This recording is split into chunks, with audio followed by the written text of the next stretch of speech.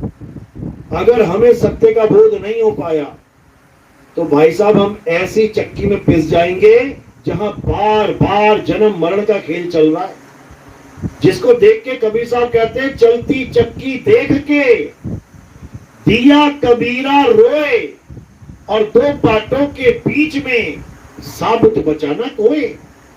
चींटी से लेके वेल मछली तक इन दोनों पाटों के बीच में पिस रही है। कौन कौन से पाट हैं? एक पाट धरती चले और एक चले आसमान, इन दोनों के बीच में अरे पिस गया सकल जहान। पाट पाट सब कोई कहे और किल्ली कहे न कोई, और जो किल्ली संग लाग रहा तो बाल न बांका हुए। कहते हैं इस धरती और इस आसमान रूपी दो पाटों के बीच में सब मारे जाएंगे, ए टू जेड। जो भी इस संसार में आ गया पैदा होके पक्का मरेगा, कोई बच ही नहीं सकता। अब क्या करना है? इन दोनों पाटों से बचने के लिए एक किल्ली बताई गई है। आपने देखा होगा जब चक्की चलाते हैं तो जो दाने पिस गए दोनों पाटों के बीच में आ गए उनका तो चूरा बन जाता है, और जो दाने कील के पास चले जाते हैं वो नहीं पिसते, वो साबुत के साबुत बच जाते हैं। बस वही किल्ली बताने के लिए कबीर साहब हमें समझाने आते हैं कि इससे पहले कि तेरी मौत आ जाए तू गिड़गिड़ाए, रोवे, चीखे, चिल्लाए, लोगों के पैर पड़े, मुझे बचा लो, मुझे बचा लो। इससे पहले तू ये जान ले कि वो किल्ली कहाँ है। बस इतना सा काम करना है इस इंसान जन्म में आके, बस इतना सा काम करना है कि उस कील को पहचान लेना है कि कील कहाँ पे है, और उस कील के पास चले जाना है। एक बार पास चले गए फिर ये जन्म मरण का खेल खत्म हो जाएगा। तो किल्ली क्या है? हमारा तत्व ज्ञान, हमारा आत्म स्वरूप, हमारा परम पिता परमात्मा, ये है वो किल्ली। अगर हमारा ध्यान इस भवसागर से हटके, इस काया माया से हटके, इस संसार सागर से हटके परमात्मा में लग जाए तो समझ लो कि हम किल्ली के पास पहुंच गए। अब जन्मों जन्म चलती रहे चक्की, सारा समय चक्की चलती रहे, युगो युगो, तब भी नहीं पीस पाएगी हमें।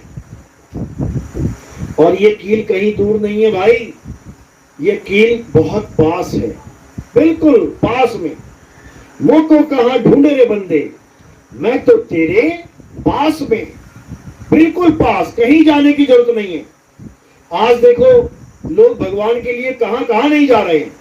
कोई द्वारिका भाग रहा है, कोई काशी भाग रहा है, कोई मथुरा भाग रहा है, और उसके बाद हादसे हो रहे हैं, बसें पलट जा रही हैं, 100 बंदा मर जा रहा है। अभी नाव डूब गई वृंदावन में, राधे राधे जपते जपते नाव डूब गई, 32 लोग डूबे, 12 को कवर किया गया केवल, बाकियों का आता पता नहीं। तो ये सब क्यों हो रहा है? क्योंकि लोग पास पड़ी वस्तु को ना जानकर दूर खोजने जा रहे हैं। साहिब कह रहे घट घट मेरा साइया, सुनी सेज न कोय, और बलिहारी व घट की, जिस घट पर घट होए। कहते बलिहार जाता हूं मैं उस जीवात्मा का जो अपने घट में उस परमात्मा को प्राप्त कर ले। सब घटों में परमात्मा विराजमान है, कहीं बाहर जाने की जरूरत नहीं है, किसी मंदिर मस्जिद गुरुद्वारे में जाने की जरूरत नहीं पड़ेगी। हाँ, शुरुआत कर ली, अच्छी बात है। कोई मंदिर जाता है, मस्जिद जाता है, गुरुद्वारा जाता है, चर्च जाता है, शुरुआत के लिए बहुत अच्छा है, क्योंकि पता ही नहीं है परमात्मा कहाँ है। तो क्या करें? मंदिर चले जाओ, मस्जिद चले जाओ, गुरुद्वारे चले जाओ, चर्च चले जाओ। लेकिन जब बड़े हो जाओगे, यानी जब बुद्धि विवेक बढ़ेगा, सत्संग की लाइन में आ जाओगे, तब तुम्हें समझ में आने लग जाएगा कि जिसको मैं मंदिर मस्जिद गुरुद्वारे में ढूंढ रहा था वो मेरे घट में विराजमान है, वो मेरे घट में विराजमान है। अब केवल क्या करना है? ऐसा भेदी गुरु ढूंढना है जो तुम्हें घट में ही परमात्मा का भेद समझा दे। कि वो कहां है। तो कह रहे हैं मोको कहां ढूंढे रे बंदे, मैं तो तेरे पास में, ना मंदिर में, ना मस्जिद में, ना काबे कैलाश में, कहीं बाहर जाने की जरूरत नहीं है। ये मंदिर मस्जिद गुरुद्वारे किसने बनाए हैं? इंसानों ने बनाए हैं। ये सीमेंट से, ईंटों से, पत्थर से, लोहे से, रेत बालू बजरी से इंसान ने बनाए हैं। ये भगवान ने नहीं बनाए। ये भगवान की बनाई हुई चीज नहीं है, ये इंसानों ने बनाए हैं। अलग अलग डिजाइन के बना दिए। क्यों बनाए? क्योंकि वो भगवान को पाना चाहता है, लेकिन उसको पता नहीं है, तो उसने एक मंदिर की स्थापना कर दी कि चलो इसी बहाने में मंदिर में जाऊंगा, और एक पत्थर को भगवान मान के उसकी पूजा करने लग गया। शुरुआत अच्छी है, शुरुआत बहुत अच्छी है।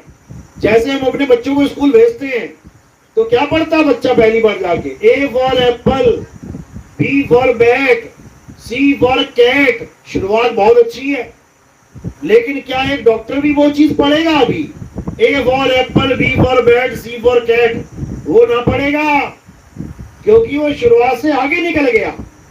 इसीलिए शुरुआत में मंदिर मस्जिद गुरुद्वारा चर्च कोई बुरा नहीं है, बहुत बढ़िया, लेकिन मंजिल कहां है, पहुंचना कहां है, परमात्मा को पाना कहां है, वो घट में ही विराजमान है। यानी बाहर से फिर अंदर आ जाना है। अंदर मतलब काया के अंदर नहीं, अपनी आत्मा के अंदर परमात्मा का वास है। शरीर के अंदर मत ढूंढने लग जाना कि आंखें बंद करके यहाँ पर ध्यान लगा दिया और यहाँ प्रकाश देख रहे हो, कह रहे हो परमात्मा यही है। बिल्कुल नहीं है। परमात्मा तुम्हारी आत्मा में विराजमान है। गुरु ग्रंथ साहब में वाणी दर्ज है, संतों की वाणी है। क्या कह रहे हैं? आत्म में राम, राम में आत्म, चीनस गुरुमुख विचारे। यानी जिस परमात्मा को तुम भटक भटक के ढूंढ रहे हो, कोई नदियों में ढूंढ रहा है, सोच रहा है मैं गंगा नदी में छलांग मारूं और निकल के बाहर आऊं तो मुझे परमात्मा मिल जाएगा। देखो लाखों लोग लगे पड़े हैं।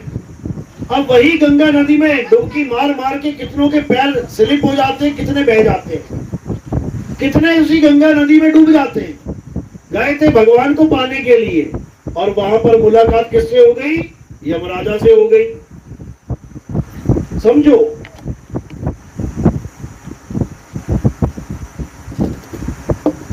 कितने लोग केदारनाथ गए भोले शंकर के दर्शन करने के लिए, वहां पे जलजला आ गया, पूरा सुनामी आ गई, इतना पानी आ गया कि सारे ही बह गए।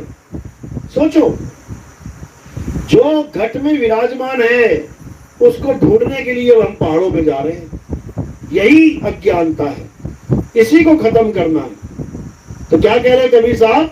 वो को कहां ढूंढे रे बंदे, मैं तो तेरे पास में, ना मंदिर में, ना मस्जिद में, ना काबे कैलाश में। जैसे बच्चों को स्कूल में पढ़ाया जाता है टी फॉर टाइगर, अब वो किताब में टाइगर छपा हुआ है लेकिन नकली है, असली वाला कहां है? जंगल में।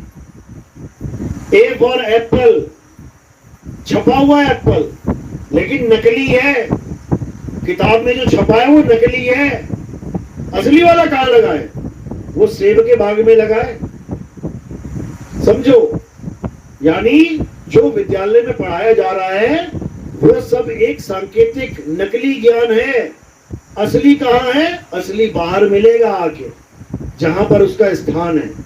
इसी प्रकार परमात्मा के, अल्लाह के, वाहिगुरु के, गॉड के नाम पे दुनिया भर के स्थान बने हुए हैं, दुनिया भर के ग्रंथ बने हुए हैं, लेकिन वहां केवल इशारे किए जा रहे हैं कि वो कहां है। वो मिलेगा कहां? वो तुम्हारी आत्मा के अंदर विराजमान है। तभी आप देखो बड़े बड़े ऋषि मुनि, बड़े बड़े देवी देवता क्या कर रहे हैं? आंखें बंद करके बैठे हुए हैं। क्या कर रहे हैं ये लोग? ये खोजने की कोशिश कर रहे हैं। भोले शंकर देख लो कहां बैठे हैं?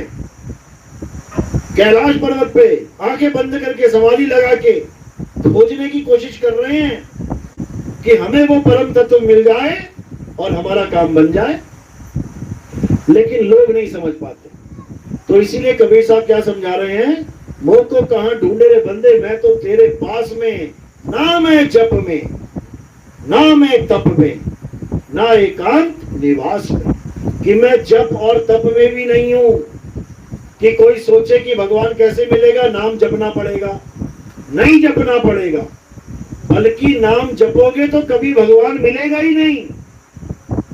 समझ लो, नाम जपने का मतलब है कि तुमने वस्तु को ढूंढा नहीं, नाम जपने लग गए, जबकि परमात्मा को ढूंढना पड़ता है। मोह को कहां ढूंढे, ढूंढो उसको। नाम जपने का मतलब है जैसे तुम्हारा पर्स खो गया, घर में ही कहीं रख दिया तुमने, अब दो ऑप्शन है तुम्हारे पास, या तो पूरे घर में ढूंढो, ढूंढते रहो, या फिर पर्स पर्स पर्स जपना शुरू कर दो। आंख बंद कर लो, बैठ जाओ, पर्स पर्स पर्स पर्स। मिल जाएगा क्या? कभी नहीं मिलेगा। यानी अगर जपना शुरू कर दिया तो वो वस्तु कभी मिलेगी नहीं, और जपना छोड़ के ढूंढना शुरू कर दिया, शाम तक मिल जाएगी। कहो दोपहर में मिल जाए, कहो अभी 5 मिनट में मिल जाए। तो क्या करना है, ना मैं जप में, ना मैं तप में, ये जप और तप को त्याग देना है। कोई नाम नहीं जपना, किसी भी भगवान का नाम नहीं जपना, ना राम, ना अल्लाह, ना वाहिगुरु, ना गॉड। तो क्या करना है, उस स्थान को जानना है जहां वो राम, अल्लाह, वाहिगुरु, गॉड रहता है। और वो कहां रहता है, वो तुम्हारी आत्मा में रहता है। तो तुम्हें किस चीज का ज्ञान चाहिए, तुम्हें आत्मा का ज्ञान चाहिए, जिसे आत्म ज्ञान कहते हैं। कबीर साहब कहते हैं, जल में मीन प्यासी, मोहे देखत आवे हासी, आत्म ज्ञान बिना नर भटके, कभी काबा कभी काशी। यानी जिसको आत्म ज्ञान नहीं है, वो सारी उम्र भटकता रहेगा और पता नहीं कहां जाके मर जाए। कौन सी यात्रा करने जा रहा होगा, वहीं पे एक्सीडेंट हो गया, मर गया। जो चीज पानी है उसको लेके घूम रहा है, फिर भी नहीं समझ पा रहा है। किसको पाना है, आत्मा में बसे परमात्मा को पाना है। तो आत्मा कहाँ है, शिमला में है क्या, या केदारनाथ में तुम्हारी आत्मा है, या काशी में तुम्हारी आत्मा है? कहाँ है तुम्हारी आत्मा? तुम्हारे पास है, लेकिन पास होते हुए भी तुम्हें नहीं पता कि आत्मा होती क्या है। आत्मा नाम सबने सुना है ना, आत्मा। अपनी अपनी आत्मा लेके आए सब, घर तो नहीं जाएगी किसी की, पक्का लेके आए हो? चेक कर दो हाथ लगा के। कैसे पता लगता है आत्मा है? हिल रहे हो, डुल रहे हो, बोल रहे हो, गा रहे हो, बजा रहे हो, चल रहे हो, सांस ले रहे हो, इसका मतलब आत्मा है। और जैसे ही आत्मा ने शरीर छोड़ दिया, अब हिलोगे ना, डुलोगे ना, चलोगे ना, बोलोगे ना, कुछ नहीं कर सकते, लाश की तरह पड़े हो जाओगे। इसका मतलब एक जीवित आदमी के पास आत्मा है और एक मुर्दे के पास आत्मा नहीं है। जैसे पंखा चल रहा है, एक पंखा चल रहा है और एक रुका हुआ है, उसमें क्या ज्यादा और उसमें क्या कम है? चलते वाले के पास करंट है और रुके वाले के पास करंट नहीं है। बस क्या करना है, जिसकी वजह से पंखा चल रहा है उसको जान लेना। जिसकी वजह से ये शरीर चल रहा है, किसकी वजह से? आत्मा की वजह से। किसकी वजह से मुंह से अक्षर निकल रहे हैं, शब्द निकल रहे हैं? आत्मा की वजह से। किसकी वजह से बोला जय श्री राम? आत्मा की वजह से। किसकी वजह से बोला अल्लाहू अकबर? आत्मा की वजह से। किसकी वजह से बोला जो बोलो सो निहाल, सत श्री अकाल? आत्मा की वजह से। किसकी वजह से बोला हालेलुया? आत्मा की वजह से। यानी जिस आत्मा की वजह से तुम खा रहे हो, पी रहे हो, चल रहे हो, बोल रहे हो, गा रहे हो, नाच रहे हो, सब कुछ कर रहे हो, उसी को नहीं जानते। नहीं तो बता दो आत्मा कैसी होती है? लंबी है, छोटी है, काली है, गोरी है, लाल है, गुलाबी है, पीली है, गर्म है, ठंडी है, कैसी है? सारी उम्र साथ है, फिर भी तुम्हें एहसास नहीं हो सकता उसका। कब तक नहीं हो सकता? जब तक तुम्हारे जीवन में आत्मज्ञानी गुरु नहीं आ गया। जब आत्मज्ञानी गुरु आ जाएगा तो क्या करेगा? तुम्हें तुम्हारी आत्मा का ज्ञान समझा देगा कि बेटा, सोते जगते उठते बैठते नहाते धोते अपनी आत्मा को याद रख, अपने आत्म स्वरूप को याद रख। तेरा आत्म स्वरूप, तेरा सत्य स्वरूप ही परमात्मा का सत्य स्वरूप है। तुम दोनों में कोई भेद नहीं है, भेद केवल भ्रम का पड़ गया है। इसीलिए कबीर साहब ने बोला, सत्य स्वरूपी नाम साहिब का, सो निज नाम हमारा। यानी हम सबका स्वरूप क्या है? सत्य स्वरूप। उसी सत्य स्वरूप को जानना हमारे जीवन का एकमात्र लक्ष्य है, एकमात्र। उसके अलावा अगर तुम कुछ भी करते हो, पूजा पाठ हवन यज्ञ नमाज पढ़ते हो या तुम अरदास करते हो, प्रेयर करते हो, कुछ भी सब यूजलेस है, सब बेकार हो जाएगा। केवल एक काम नहीं किया तो, और वो क्या है? आत्मा का ज्ञान, जिसको कृष्ण जी ने भी समझाया गीता में। हे अर्जुन, ये आत्मा अजन्मा है, नित्य है, शाश्वत है, पुरातन है। ये आत्मा सत्य सनातन है। इस आत्मा का ना तो कभी जन्म होता है, ना ही आत्मा की कभी मृत्यु होती है। इस आत्मा को ना तो कोई शस्त्र काट सकता है, ना अग्नि जला सकती है। इस आत्मा को ना तो कोई सुखा सकता है, ना ही इसको भिगो सकता है। तो किसके बारे में बताया जा रहा है? आत्मा के बारे में बताया जा रहा है। अपनी महिमा नहीं गाई जा रही है कि मुझे कोई मार नहीं सकता, मुझे कोई छू नहीं सकता। पैर लग गया था, पैर में तीर लग गया था, पैर में तीर लगा, शरीर छोड़ना पड़ गया। किसकी महिमा गा रहे हैं गीता में? आत्मा की। इसी आत्मा को जानने का आदेश हो रहा है। क्या कह रहे हैं? अध्याय 4 34वां श्लोक। हे अर्जुन, अगर तुम इस आत्मा को जानना चाहते हो, अगर तुम इस आत्म तत्व को जानना चाहते हो, अगर तुम इस परम सत्य को जानना चाहते हो, तो क्या करो? तुम ऐसे तत्वदर्शी संत की शरण में जाओ। मंत्र जपने वाले के नहीं कि कोई तुम्हें मंत्र देने बैठ गया गुरुजी और तुम मंत्र लेके बैठ गए। मंत्र जपने वाले के पास नहीं जाना, क्योंकि वो गुरु नहीं है, वो जपी है। जपी जपी जपी यानी जो नाम जपता है उसको जपी कहते हैं।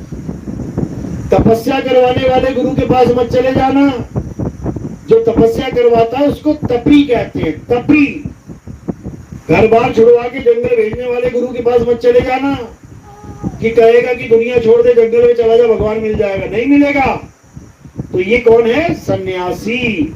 इसीलिए जपी तपी सन्यासी को कबीर साहब कहते हैं जितना जल्दी हो सके त्याग देना चाहिए।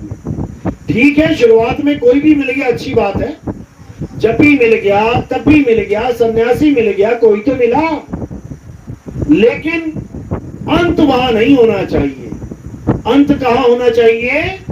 आत्मज्ञानी गुरु के पास, आत्म ज्ञान समझाने वाले गुरु के पास। तो क्या होगा? अंत में तुम्हारा भला हो जाएगा। तो कहते हैं अंत भला तो सब भला। अगर तुम्हें अंत तक यानी तुम्हारा शरीर छूटने तक आत्म ज्ञानी गुरु मिल गया तो चाहे तुमने कितने ही इस जीवन में सुख दुख क्यों ना देखे हो, तुम्हारा जन्म सफल हो जाएगा। बड़े से बड़ा दुख क्यों ना देखा हो, तब भी तुम्हारा जन्म सफल हो जाएगा। बस करना क्या है? 24 घंटे अपनी आत्मा को याद रखना है। कौन याद रखेगा? जीव।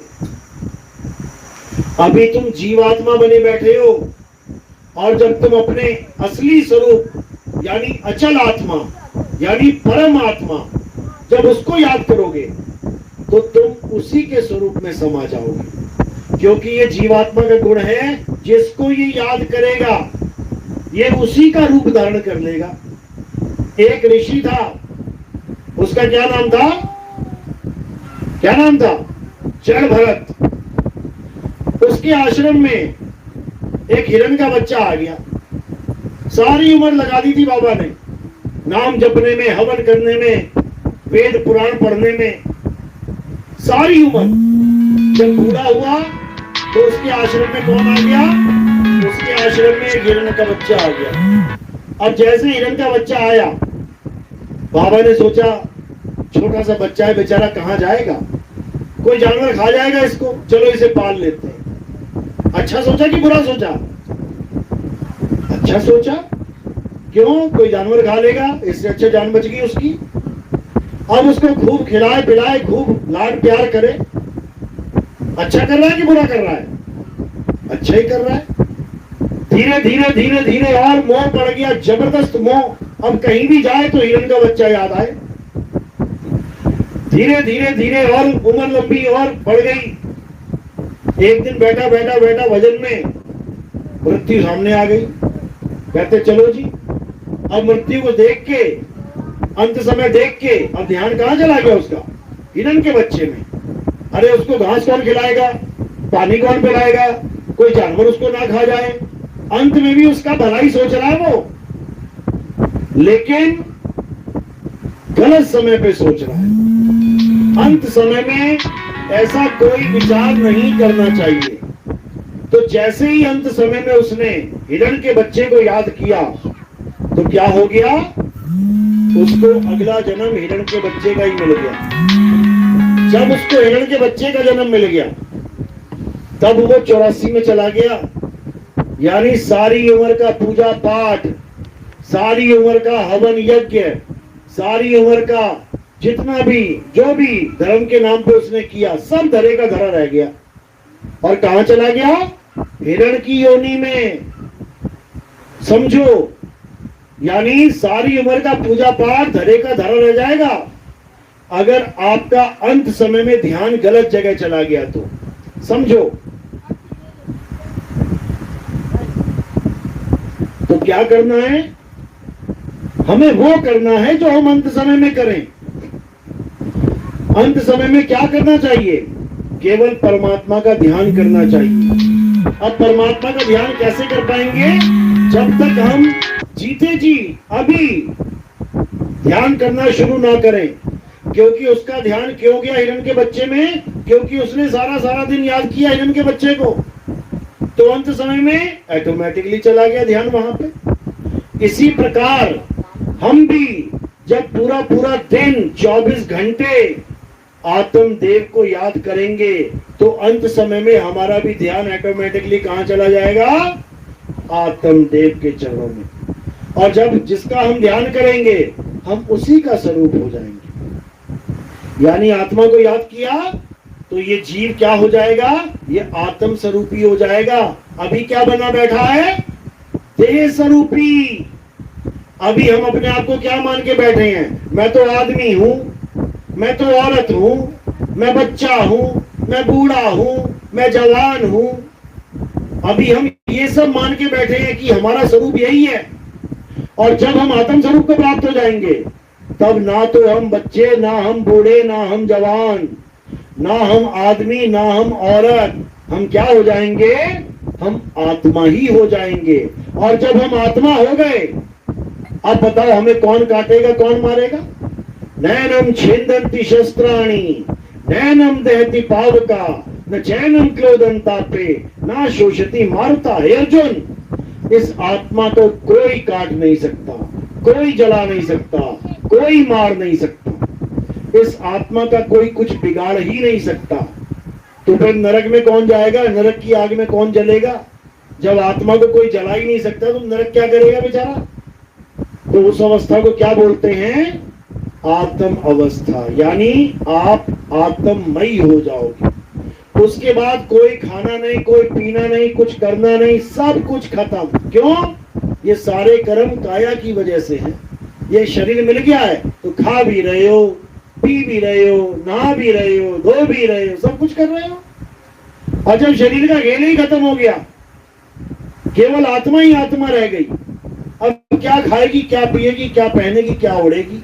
सब खेल खत्म। तो कहां रहेगी? अपने आनंद में रहेगी, अपने आनंद में। इसी को कहा गया है सतचित आनंद, इसी को बोला गया है। यानी सत्य यानी आत्मा, चित्त यानी तुम्हारा ध्यान, और आनंद यानी उसकी प्राप्ति। तो क्या बन जाएगा? सत्य चित्त आनंद। उसके बाद तुम्हारा जन्म मरण का चक्कर खत्म हो जाएगा। ना कहीं आना, ना कहीं जाना, आपे में आप समाना। यानी अपने स्वरूप में समा जाओगे तुम, कहीं आने जाने की जरूरत नहीं पड़ेगी। माया ने बहुत लोक बना रखे हैं, जैसे ये तुम्हें दिख रहा है ना, मृत्यु लोक, आसमान दिख रहा है, तारे दिख रहे हैं, सूरज दिख रहा है, धरती आसमान सब दिख रहा है, ये भी माया का ही लोक है। ये भी माया नहीं बनाया है तुम्हें पकड़ के रखने के लिए, तुम्हें कैद में रखने के लिए। और ये अकेला नहीं है उसके पास, उस माया के पास बहुत सारे लोक हैं, बहुत सारे।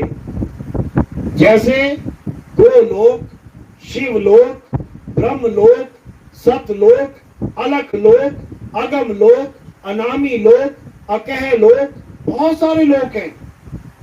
इतने लोक हैं कि तुम गिन गिन के थक जाओगे। ये तो नाम वाले लोग हैं, बेनामी लोग हैं, बेनामी, पता नहीं कहां कहां पहुंच जाओगे। ये सब माया का खेल है। तो कबीर साहब यही समझा रहे हैं कि अज्ञानी को स्वर्ग नरक है, हरि जाने को नहीं, जिस भव से सब लोग डरते हैं, सो भय हमरे नाही। यानी जितने भी लोग जो सोचते हैं कि मैं मरने के बाद स्वर्ग चला जाऊंगा, मरने के बाद मैं नरक चला जाऊंगा, ये सब अज्ञानी जीव हैं। अज्ञानी को स्वर्ग नरक है। जो ये नहीं जानता कि असल में मुझे क्या करना है, वो जाते हैं इन नकली लोकों में, और उसके बाद वहां पर सुख दुख भोगते हैं। जैसे हर दिन 6 से लेके 7-8 घंटे तक तुम भी किसी लोक में ट्रांसफर हो जाते हो। कहां चले जाते हो? स्वप्न लोक में। अब स्वप्न लोक में भी तुम्हें 2 प्रकार के तुम्हारे सपने होंगे। या तो बहुत खुशी मिल रही होगी पूरे आनंद में, या फिर महा दुख भोग रहे होगे। कोई पकड़ के पीट रहा है, आग में जला रहा है, काट रहा है, दौड़ा रहा है, डरा रहा है। यानी वहां पर भी तुम सुखी नहीं हो, या तो खुश हो रहे हो या फिर दुखी हो रहे हो। अब इसके अलावा भी बहुत सारे लोग हैं। जब तुम ध्यान करोगे, भक्ति करोगे, तो तुम्हें बहुत से लोग दिखाई देंगे और तुम्हें लगेगा कि हाँ, यहां रहना ठीक है।